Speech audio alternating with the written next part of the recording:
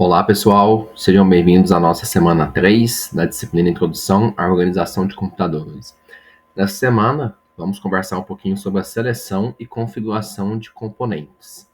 Então, vamos ver a questão de compatibilidade entre componentes. Então, a gente não pode sair comprando placa-mãe, processador, fonte, HD, SSD, memória, sem pensar que eles têm que ser compatíveis. Então, a gente tem que olhar isso, analisar essa compatibilidade para depois escolher quais componentes vão ser comprados e também a questão da configuração. Então, dependendo do tipo de uso daquele computador, você vai ter que ter mais armazenamento, mais espaço de armazenamento, ou mais processador, um processador mais potente, ou uma placa de vídeo dedicada, e assim por diante. Então, se for um PC para uso pessoal, uso de escritório, a gente pode usar um PC mais razoável, com configurações não tão boas quanto se for um PC gamer, ou até mesmo um servidor. Isso a gente vai falar também. Vamos falar um pouquinho sobre a montagem e a desmontagem de computadores. Então, é uma aula com assuntos bem importantes aí. O sumário é esse, então uma introdução onde eu vou estar falando dos objetivos da nossa aula, alguns critérios para a escolha de componentes, as configurações recomendadas para cada tipo de uso do computador e algumas noções, noções básicas de montagem de computadores, como montar, como desmontar, o kit de ferramentas que a gente precisa, o que a gente monta primeiro, o que a gente desmonta primeiro. Então esses são os objetivos da aula, de acordo com o nosso sumário. E agora vamos falar um pouquinho sobre os critérios para a escolha de componentes. Então, normalmente quando a gente vai comprar um computador, ele já vem pronto para a gente, né? Mas se a gente estiver pensando em comprar cada equipamento à parte, cada componente à parte, a gente tem que verificar a compatibilidade entre, por exemplo, o processador e a placa-mãe. Às vezes você compra um processador que a placa-mãe não é compatível, ou vice-versa. Tá? Então, na hora que você escolher o seu processador, você tem que verificar se a placa-mãe é compatível com aquele processador. Tá? Aqui eu dou um exemplo do socket LGA 1700, que é compatível com o processador, né, da Intel i5, 13ª geração. Tá? Então, a gente tem que verificar essa compatibilidade. E aqui eu coloco como uma mensagem destacada, não adianta ter a melhor CPU se a placa-mãe não suporta, ou uma GPU poderosa com uma fonte fraca. O que eu estou querendo dizer com isso? Às vezes eu escolhi um processador muito bom, só que a placa-mãe ela não é, ela pode até ser compatível com o meu processador, só que ela não é a mais indicada. Então eu não vou conseguir usufruir de todo o poder do meu processador. E a mesma coisa uma GPU, né? Eu tenho uma GPU poderosa, mas a minha fonte é muito fraca. Então não tem compatibilidade ali. Então eu estou gastando um recurso à toa. Eu gastei dinheiro para comprar, mas eu pensei muito em GPU e economizei na fonte. Isso não adianta nada também. Ela tem que ter um equilíbrio nas configurações. Perfeito? Às vezes até mesmo é compatível, mas não é a mais indicada. Isso a gente vai estar falando em mais detalhes nos próximos slides. Outra questão de compatibilidade é em relação à memória RAM e ao armazenamento. Quando eu falo armazenamento, eu penso no armazenamento secundário, que a gente viu na aula passada, questão do HD, do SSD e assim por diante. Então, por exemplo, na hora que a gente vai escolher, dependendo do tipo de uso do meu computador, eu posso escolher uma memória RAM de 8 GB já é o suficiente, ou 16, ou 32, tá? E em relação ao armazenamento secundário, eu posso pensar num SSD, num SSD SATA, num SSD NVMe, que é o mais usado atualmente, tá? Mas o que isso tem a ver também com o slide anterior, com a placa-mãe? A memória RAM, ela tem que ser compatível também com a placa-mãe. Então, às vezes a placa-mãe coloca lá que ela só aceita o tipo de memória RAM DDR3, DDR4, DDR5. Então, a memória RAM que eu for escolher tem que ser compatível com o que está especificado na placa-mãe. Inclusive, a placa-mãe também define a velocidade, a frequência máxima suportada da placa-mãe em relação à memória RAM. Tá? E tem outros limites também. A quantidade máxima de memória RAM. Quem define isso é a placa-mãe. A placa-mãe tem os limites de slots e a capacidade máxima de cada slot. Tá? Então, isso pensando na compatibilidade entre memória RAM e placa-mãe. Pensando já no armazenamento secundário, eu tenho que verificar o seguinte, ó, eu coloquei aqui que o SSD NVMe, ele é muito mais rápido que o SSD SATA, tá? Então, assim, eles são parecidos, ambos são SSD, só que o SSD, o tradicional, ele usava a interface SATA, que é a mesma dos HDs. Então, é rápido, mas não tão rápido. A velocidade máxima é em torno de 500 a 600 megabytes. Com o NVMe, a gente usa a conexão PCI, que é muito mais rápido que a interface SATA. A gente consegue ser até 10 vezes mais rápido. Então, enquanto a velocidade do SATA a gente conseguia até 600 megabytes, a gente consegue chegar de 3.500 megabytes por segundo a 7.000 megabytes por segundo. Tá? Então, esse é o mais top atualmente, por ser muito mais rápido que o tradicional, que é o SSD com a interface SATA. Tá? Só que o que acontece? Eles têm que ser compatíveis com a placa-mãe. Tá? Então, às vezes, a placa-mãe não tem a interface de conexão do NVMe. Aí não adianta nada. Perfeito? Bom, continuando, também temos a questão da fonte adequada. Então, na hora que a gente vai escolher a fonte, a gente tem que pensar no que, né, cada componente precisa. Então, se a gente tem uma placa de vídeo ali dedicada, que precisa de muita energia, tem que ser uma fonte mais potente ali. Tá? Então, é o que eu coloco aqui. Ó. A capacidade de energia tem que ser suficiente para todos os componentes do computador que vão precisar de energia. Agora, em relação à eficiência, isso também é importante. O que seria a eficiência no contexto da fonte? É o quão de energia é usada para o computador e o quanto é desperdiçada em calor. O ideal é o quê? Que toda a energia da tomada seja convertida em energia útil. Mas às vezes tem um desperdício em que é gerado o calor. Por exemplo, essa 80 Plus bronze aqui, ela tem aproximadamente 82% de eficiência. O restante, os 18%, via calor. A Silver já é um pouquinho melhor, é 85% de eficiência.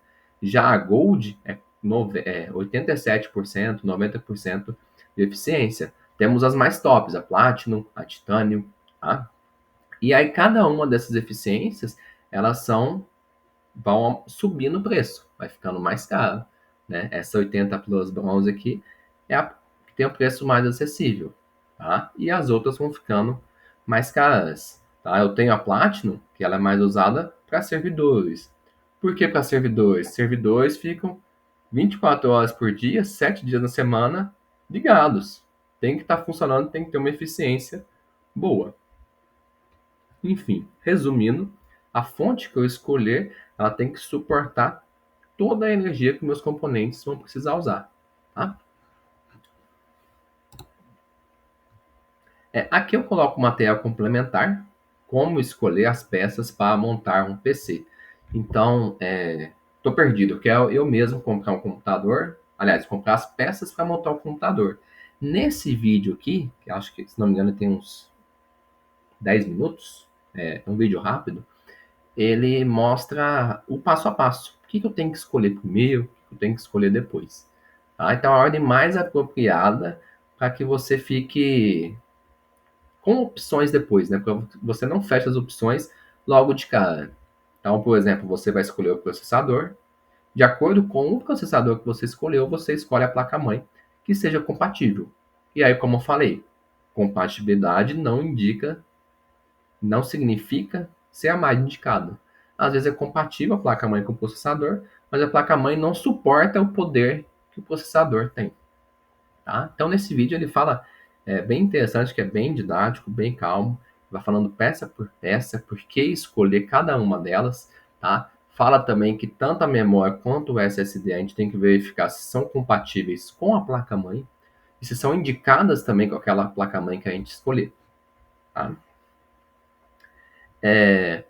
E uma coisa que ele deixa interessante, que vocês vão ver também depois, é a questão da fonte. Então, às vezes, a gente compra uma fonte ali, né, com a potência adequada, pensando no momento atual. Mas se eu quiser expandir o meu PC, né, adicionar mais memória, sei lá, uma GPU, alguma coisa assim, eu não vou ter mais fonte disponível. Então, talvez eu tenha que pensar em comprar uma fonte com uma potência um pouco maior, para que se eu quiser expandir, né, o poder do meu computador, eu consigo, eu não esbarro na limitação da potência da minha fonte.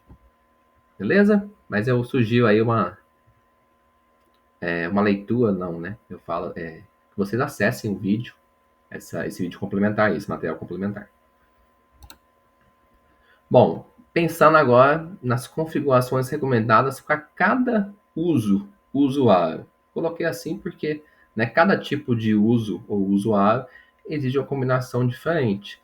Então, pensando no uso de escritório, então para você pensando como professor, como um aluno, como alguém que trabalha em escritório, a gente não precisa de uma GPU dedicada, tá? A GPU é uma unidade de processamento gráfico, tá? Então, a GPU é um processador, é uma parte do processador ali, responsável por gerar imagens, vídeos e gráficos. Então, se a gente precisa da geração de muitas imagens, vídeos e com qualidade, a gente tem que ter uma GPU dedicada. No caso do tipo de uso para escritório, não é necessário, tá?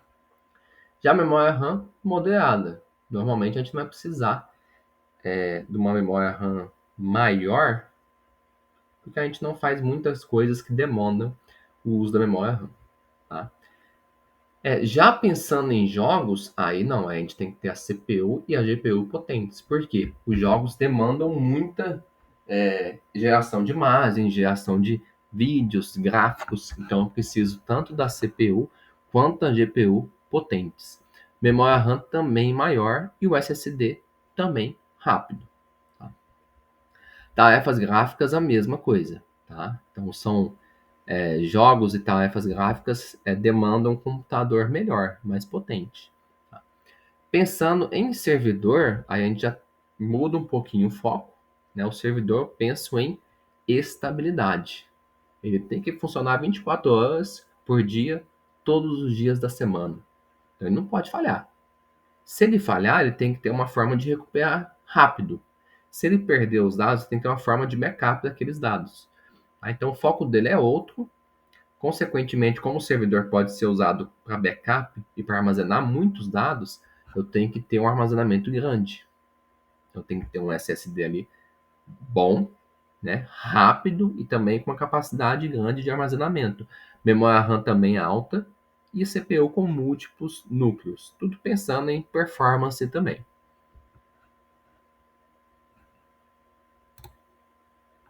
E aqui para resumir o que eu falei de cada um, né?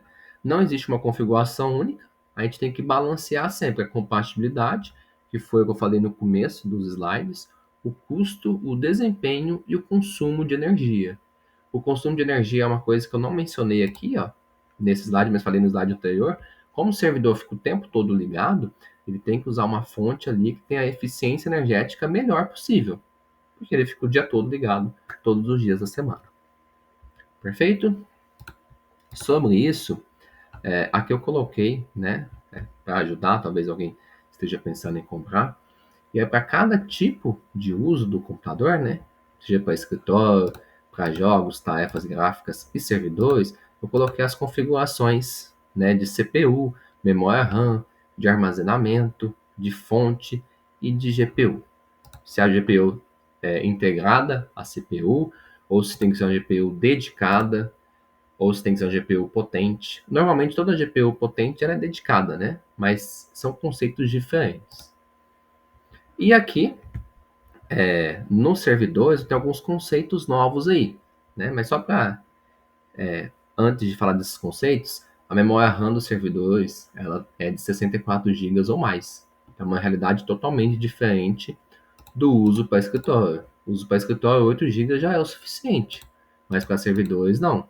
Então tá acontecendo muita coisa ali. A memória RAM tem que ser alta, tá? São várias coisas acontecendo naquele momento várias coisas abertas, então a memória RAM tem que ter uma capacidade maior. Mas em relação ao armazenamento aparece essa tecnologia aqui, ó, RAID. O que é isso aqui? O que é esse RAID? Esse RAID é um conjunto de discos, basicamente, que eles vão trabalhar juntos. Trabalham juntos em servidores para melhorar o desempenho, confiabilidade. Tá? O que é esse RAID? Tem um RAID específico para cada coisa. Uma das coisas do RAID é a gente fala de espelhamento, né? Que é a questão de fazer, botei aqui, que é a questão de fazer o backup. Você tem os seus dados ali e tem um RAID com a cópia de segurança, que se perder os dados do original, você tem essa cópia de segurança de fácil acesso. Tá? Então, o que o servidor precisa? Ele precisa de uma alta disponibilidade e confiabilidade. Então, o RAID entra aí para melhorar a performance e proteger contra falhas. Se falhou, eu consigo recuperar os dados. Isso. E a GPU, né? Dependendo da função, que eu estou querendo dizer com a GPU dependendo da função. Opa.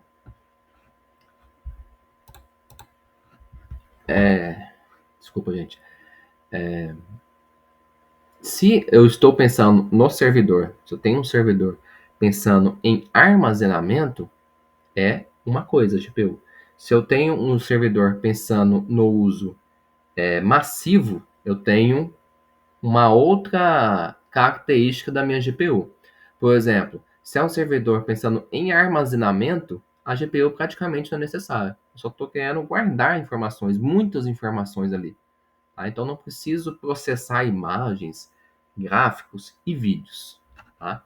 Agora, se eu estou pensando, por exemplo, em serviços ali no servidor que demanda processamento de imagens, gráficos, vídeos, né, processamento gráfico, massivo, eu vou precisar de GPUs dedicadas. A GPU é essencial nesse caso. Tá? Outra coisa, é um servidor de banco de dados. Também a GPU, às vezes, é desnecessária. Só com a CPU e a memória RAM eu já consigo atender a função que eu quero. É isso. Bom, as dicas, né? Então, em relação à compatibilidade, né? Se você está escolhendo o teu computador, você quer escolher os componentes, aqui tem um site onde eu consigo comparar, né, os componentes, verificar se são compatíveis, tá? E comparar eles. Então, é um site bem interessante, está em inglês, mas vale a pena dar uma olhada. E, como outra dica, primeiro escolher os componentes que são difíceis de trocar. Então, começa com a placa-mãe, e aí depois vai escolhendo o processador, e depois vai escolhendo outros. Planejar upgrades futuros. Então, quando você for comprar ou montar um computador, não pensar só naquele momento ali. Pensar o seguinte, que daqui a um tempo você pode querer fazer um upgrade, né? Uma atualização, uma melhoria nos seus componentes. Então, você tem que ter essa margem ali, ó, esse espaço para conseguir fazer esse upgrade. Que é o que eu dei o exemplo no comecinho da aula, da fonte. Então a potência ali tem que ser maior do que a que você está usando no momento. Se você quiser fazer um upgrade, você consegue sem precisar trocar a fonte. Aqui eu coloco material complementar, tá? Tem 2 vídeos. O primeiro bem interessante aí, que está fazendo, que o autor do vídeo, né? Quem fez o vídeo, ele fala da diferença entre o PC de escritório e o PC gamer. E é bem interessante, porque não é por causa de uma placa de vídeo, uma placa dedicada, que o PC é gamer ou o PC é escritório. Não é apenas isso. Você tem que analisar tudo. É o conjunto de componentes que faz o PC ser PC gamer ou não. Tá? Então, a gente tem que analisar para verificar se é um PC gamer. Se a placa-mãe é condizente com o PC gamer, se a placa-mãe ela suporta um processador potente, uma placa de vídeo.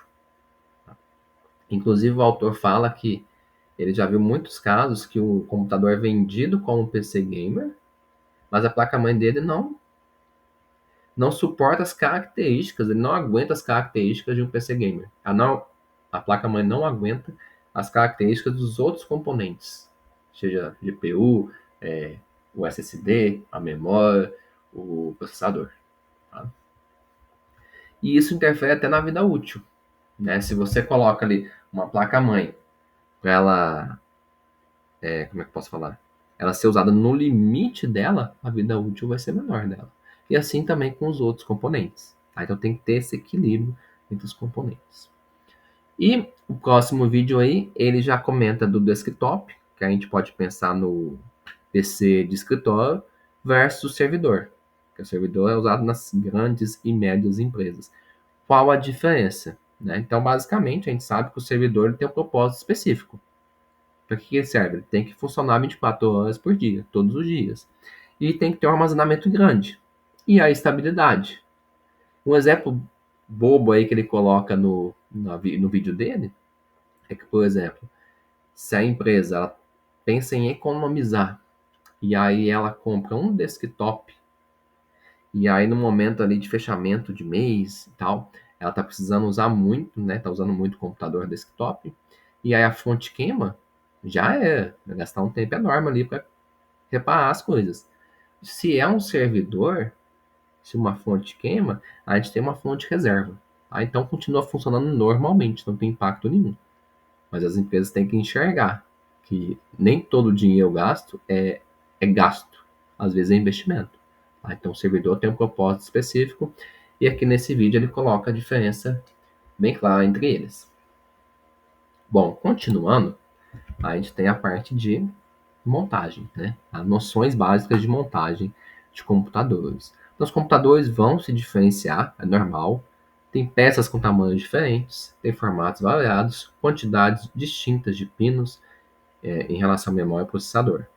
Mas, apesar dessas diferenças, a estrutura básica é sempre a mesma. Então, tem como eu posso falar, um passo a passo para montar o computador, independente das diferenças entre eles. Preparação. Antes de começar a montagem, o que a gente tem que fazer?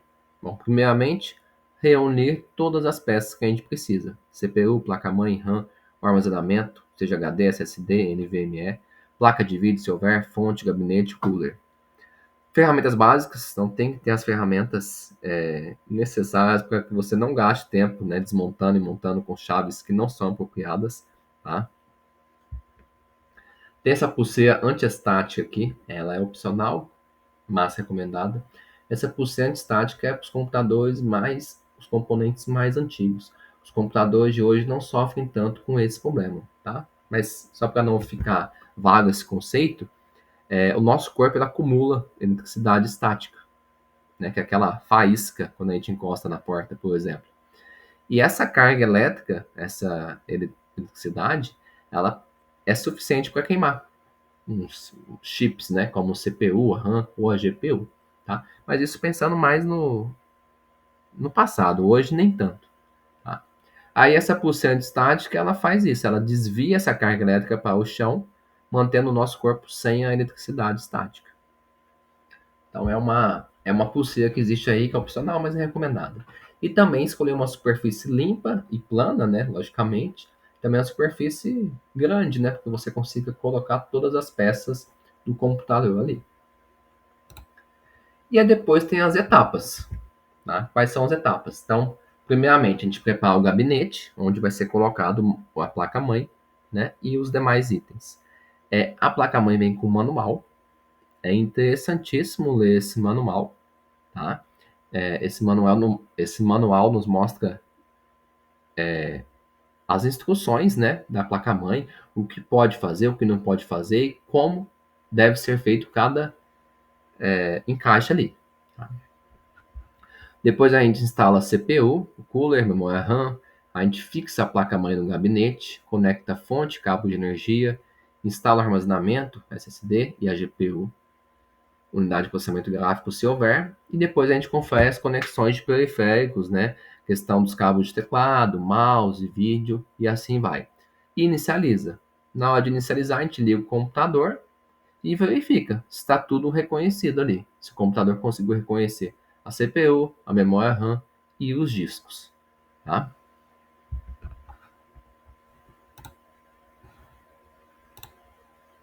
Bom, aqui eu também coloco um vídeo. Tá? Nesse vídeo aqui, ele ensina os dois passos.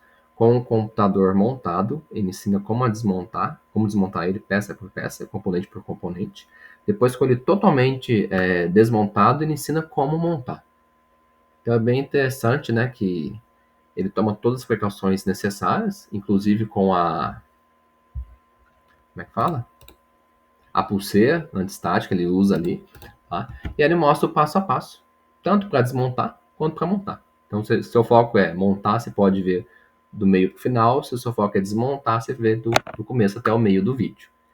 Tá? Então, a aula de hoje foi essa. A gente tem nossas referências bibliográficas e tem os nossos materiais complementares, que são vídeos complementares interessantíssimos para cada tópico da aula de hoje. Então, cada um dos tópicos aqui, ó, este último, tem um vídeo ou até mesmo 2 vídeos complementares para ajudar no entendimento dessa videoaula e da semana 3 da nossa disciplina.